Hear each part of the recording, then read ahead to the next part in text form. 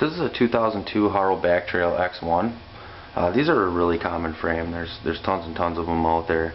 And besides just how common the X1 is, they had an X2 and an X3 that featured more chromoly tubing and less just steel tubing.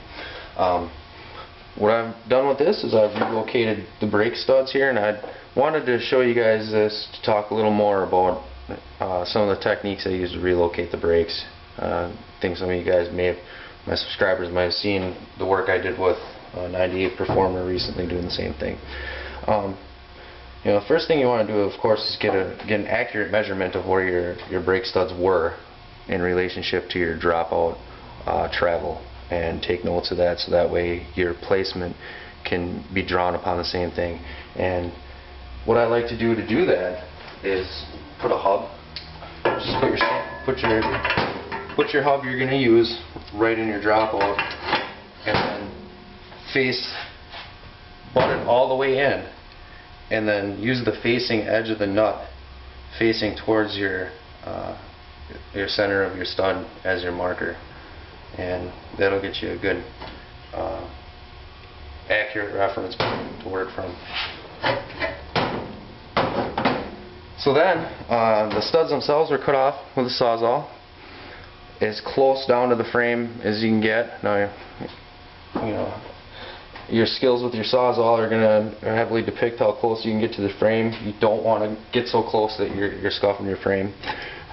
From there, take down a little bit further with the grinder. There again, you don't want to graze further into the tubing than just the removal of the piece itself, because ideally what we want to do when we shave these mounts off is do just that. We want to shave them off. We don't want to grind and have to fill. So then after they're removed and ground down, we bring in the file, and I just simply file it till it's just right. Use a technique called draw filing to get it perfectly even end to end, and draw filing is where you work the file this way across the surface instead of in the forward motion like this. You can use this forward motion to start bringing it close to, and then you draw file it to get it perfectly round, and then bring in some emery cloth. I go with a 100 grit and then a 240 grit. And then when we place the studs where we want them in the back here, I wanted to show you some techniques I use to get into that as well. I've got a plate here that I've drilled my approximate width of the factory studs into. Make sure you got a centered line in the center of your plate too, because you're probably going to be using these edges as measurements as well, and you want all that as straight as possible. For relocating your cable hangers here, get yourself a piece of angle iron to strike a line on your tubing, because your angle iron will always give you a straight line down the side of your tubing there. Demonstrate here. You can go ahead and put a piece of angle iron on your tubing and line it up where you know is straight, and you can just use it to score a perfect line that's always going to be parallel to both edges. So that's a nice simple way to make sure that you're getting an accurate line down the center of your tubing.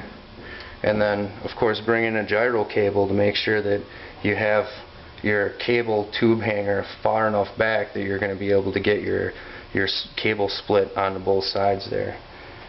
And there again, make sure you got enough room to work with here for a cable hanger device to split off to your gyro. That pretty much sums it up for the most part. As you can see here, I use electrical tape to hold it in place when I go to weld it, and it works excellent. It just simply melts away when the heat gets close to it and doesn't cause any problems.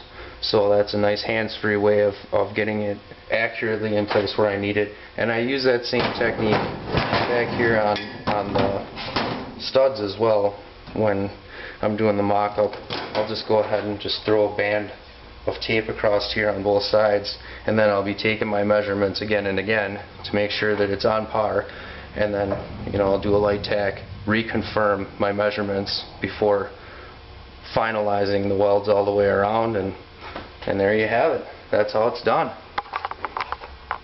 Well, good luck on your projects, and thanks for checking it out.